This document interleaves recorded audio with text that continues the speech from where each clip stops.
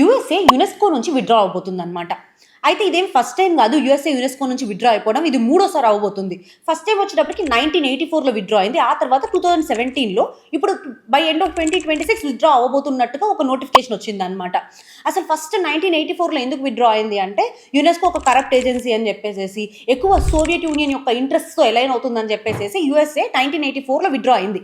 ఆ తర్వాత 2017లో వచ్చేటప్పటికి ఇజ్రాయెల్ పాలస్తీన్ విషయంలో కొన్ని జ్యూవిష్ సైట్స్ ఉంటాయి కదా, వాటికి యునెస్కో పాలస్తీనియన్ హెరిటేజ్ సైట్స్ అని పేర్లు పెట్టిందనమాట.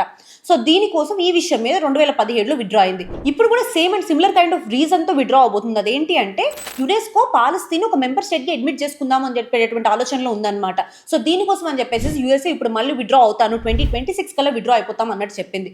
ఒక్కసారి యునెస్కో గురించి చూద్దాం. యునెస్కో అంటే ఏంటి? United Nations educational, scientific and cultural organisation. ఇది 1945లో ఫామ్ అయింది. ఇది ఒక యునైటెడ్ నేషన్స్ యొక్క స్పెషలైజ్డ్ ఏజెన్సీ. దీని హెడ్ క్వార్టర్స్ ఎక్కడ అనేది మీరు కామెంట్ సెక్షన్‌లో చెప్పండి.